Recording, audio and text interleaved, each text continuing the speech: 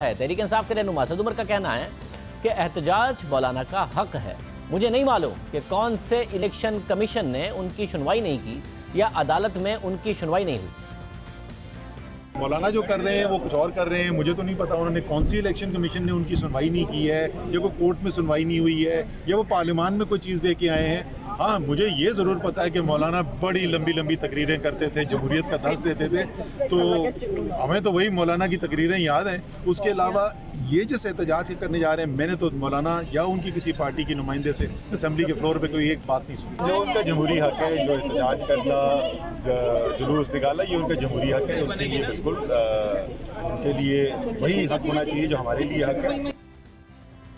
वज़ीर रेलवे शेख रशीद ने मौलाना फजलुर रहमान को मुज़ाकरात का मशवरा देते हुए कहा कि मुज़ाकरात के दरवाजे बंद होते हैं तो फिर हादसात होते हैं।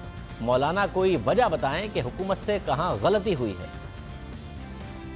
मौलाना फजलुर रहमान साहब से मेरी गुजारिश है कि मुज़ाकरात जो होते हैं वो सियासतदान कभी इनकार नहीं करता, और मुज़ाकरात के जब दरवाजे बंद होते हैं तो हादसात होते हैं। हादसात से जो होते हैं उससे फिर सारा प्रोसेस जो है वो रुक जाता है। और पहले भी वो इस्तेमाल हुए, उनसे गुजारिश करूँगा कि कोई ऐसा वजह बताएं कि इस हुकूमत ने कहाँ गलती की है।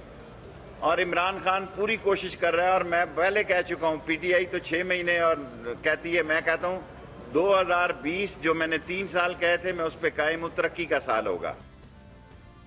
हुकूमत की तरफ से भी good cop bad cop strategy नजर आ रही है, मगर दिलचस्प बात यह है कि हुकूमत की सरबराही करने वाले वजीर आजम खुद बैड कॉप बनकर मौलाना फजलुर रहमान पर तनकीद कर रहे हैं, मगर फिर टास्क भी अपने वज़रा को दे रहे हैं कि मौलाना फजलुर रहमान से मुज़ाकरात करें, उन्हें मनाएं। हुकूमत को यकीन है कि वो मौलाना फजलुर रहमान को आज़ादी मार्च से रोक लेगी, मगर मौलाना की मुलाकातों और मुशावरत का सिलसिला जारी है। मौलाना का दावा है कि पूरी अपोजिशन उनके साथ है। पीपल्स पार्टी पहले ही अपनी पोजीशन वाज़ेह कर चुकी है कि वो आज़ादी मार्च की हिमायत करती है, मगर धरने में शामिल नहीं होगी। नून लीग कह रही है कि आज़ादी मार्च के बाद फैसला करेगी कि वो धरने में शामिल होगी या नहीं होगी।